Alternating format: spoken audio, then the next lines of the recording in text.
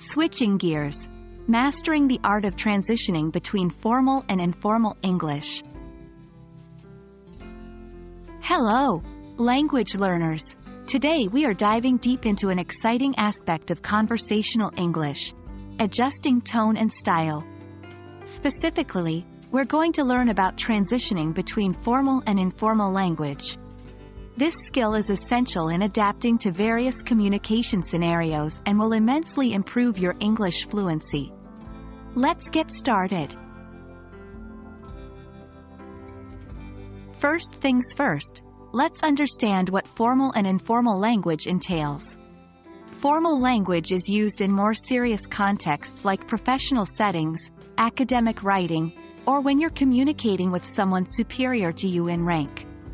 It's structured, uses full sentences, and avoids slang and contractions. On the other hand, informal language is used in everyday, casual conversations with friends, family, or people your age. It's more relaxed, uses contractions, slang, and sometimes incomplete sentences. Keep in mind, neither style is better or worse, they're just used in different situations. Recognizing the situation is crucial for transitioning between formal and informal language. If you're in a business meeting, you'll use formal language. However, if you're talking to a colleague during a coffee break, your language might be more informal. Noticing these scenarios and adjusting your tone accordingly is an essential communication skill. Now, let's talk about some handy tips to transition smoothly between formal and informal language. 1. Mind your contractions. In formal speech, try to avoid contractions. Instead of I'm, say I am. For informal speech, contractions like you're, it's, we're make the language sound more natural. 2. Choose your words carefully. Words can have formal and informal variants.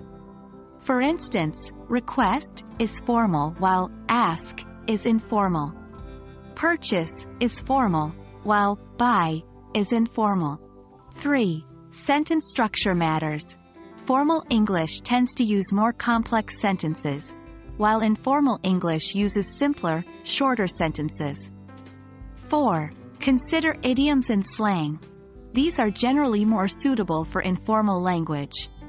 Saying, "It's raining cats and dogs," might not be suitable in a formal context.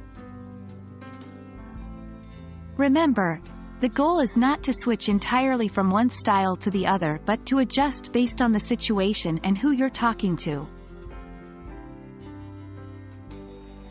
The more you practice, the better you'll become at transitioning between formal and informal English. Try out these techniques in different contexts. Write a formal email, then write a text to a friend. Or, have a conversation with a teacher or boss, then chat with a classmate or coworker. Remember, the key to mastering this skill is consistent practice.